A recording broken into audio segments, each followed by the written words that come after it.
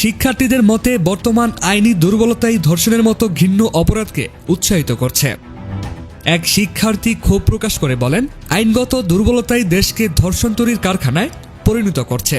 আমরা মনে করি আইনগত যে দুর্বলতা রয়েছে বাংলাদেশে, সেটি বাংলাদেশে একটি ধর্ষক তৈরির কারখানা প্রতিষ্ঠা করেছে। আগে যেমন লীগের আমলে আমরা দেখতাম যে লীগের দোষরদেরকে ছাড় দেওয়া হয়, তেমনি ধর্ষকদেরকে প্রতিনিয়ত ছাড় দেওয়া হচ্ছে।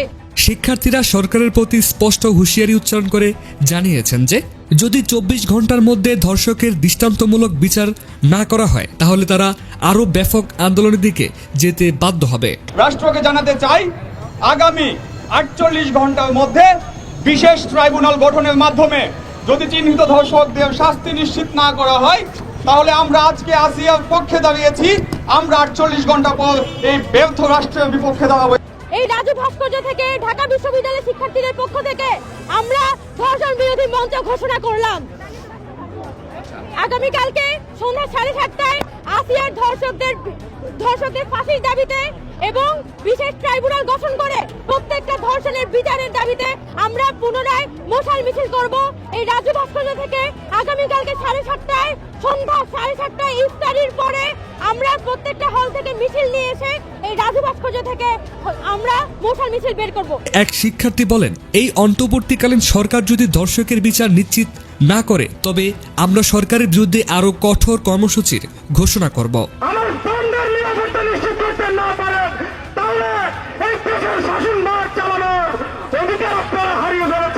আসিয়া ঘোষিত হয়েছে, আমরা প্রত্যেকে নিজের ভেতর এক একজন আসিয়াকে ধারণ করি।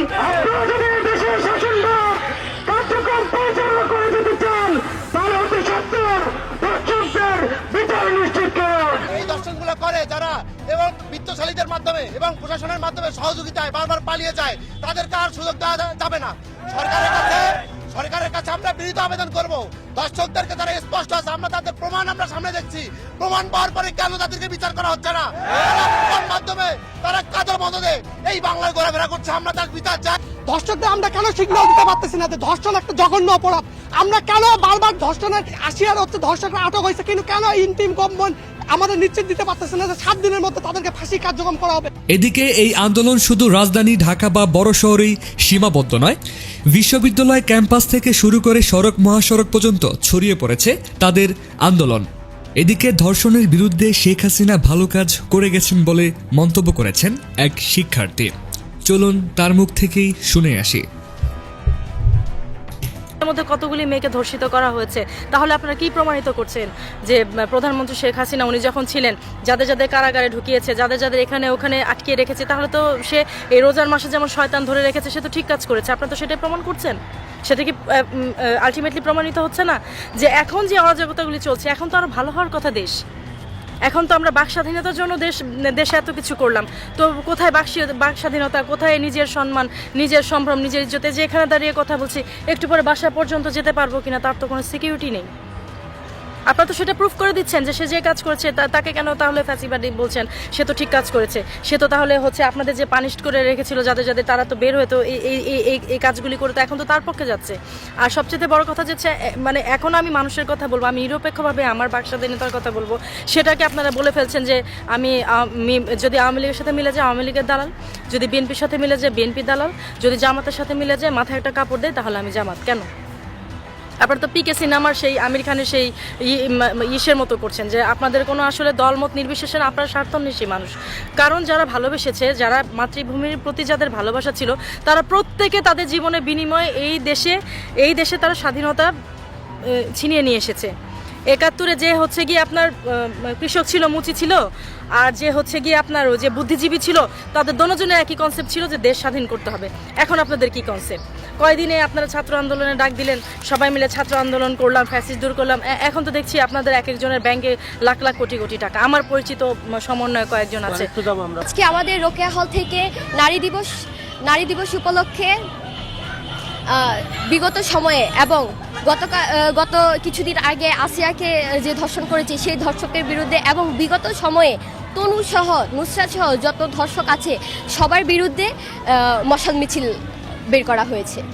আমরা বলবো সচেতনতা তৈরি এবং কার্যকর ল অ্যান্ড অর্ডার তৈরি করা। সরকারকে এই বিষয়ে সচেতনতা তৈরি করতে হবে এবং নাগরিককে সেই বিষয়ে সচেতন হতে হবে। এবং কেউ যদি এই ধরনের নিপীড়নের শিকার হয় তাকে সামনে এসে বলতে হবে, শাস্তি, তার যে নিপীড়নকারী শাস্তি চাইতে হবে। এবং বিশেষভাবে কেউ যেন এই ধরনের কাজে লিপ্ত না হয়, কেউ যেন এই ধরনের কাজের ভুক্তভোগী না হয়, নারী, শিশু, যুবতী, তারা এই বিষয়ে ল অ্যান্ড অর্ডার করতে হবে এবং সচেতনতা তৈরি করতে হবে। আমরা বর্তমান সময়ে খুবই নিরাপত্তাহীনতায় ভুগছি, ছিনতাই,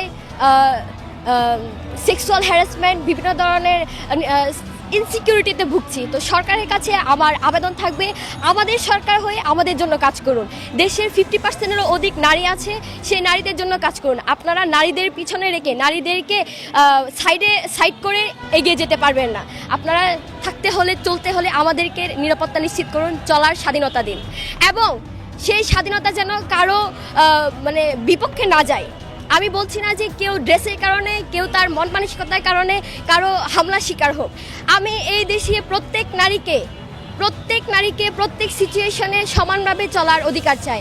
তাকে রাষ্ট্রকে দিতে হবে, সমাজকে দিতে হবে এবং তার পরিবারকেও দিতে হবে। যে প্রাপ্যতা পাচ্ছে সেটা খুবই কম সংখ্যক। যদি বেশি সংখ্যকে পেত তাহলে প্রতিদিন খবরের নিউজে আসতো না যে এতজন নারী, এতজন শিশু ধর্ষণের শিকার হয়, যৌন হয়রানির শিকার হয়। তো যেহেতু নিরাপত্তা নাই, তো সেহেতু বলবো যে এই খুবই কম সংখ্যক নারীকে রিপ্রেজেন্ট করবেন না। আমাদের পিছনে যে একটা বিশাল জনগোষ্ঠী আছে তাদেরকেও তুলে ধরুন, তাদেরকেও সামনে আসতে দিন। অবশ্যই ওনারা আমার সিনিয়র ভাই, ইভেন সাবেক তথ্য উপদেষ্টা নাহিদ ভাই আমার ডিপার্টমেন্টে। আমি উপদেষ্টাদেরকে বলবো, আপনারা নারীদেরকে রিপ্রেজেন্ট হিসেবে রেখেছেন, উপদেষ্টা মণ্ডলীর মধ্যে নারীরাও আছে, আপনারা জানেন নারীদেরকে কিভাবে সামনে এগিয়ে আনতে হয়। সামান্য % নারী যে সকল নারীকে রিপ্রেজেন্ট করে এমন না। প্রত্যেক নারীকে সামনে আসার সুযোগ দিতে হবে, তাদেরকে সুযোগ দেওয়ার ব্যবস্থা করতে হবে।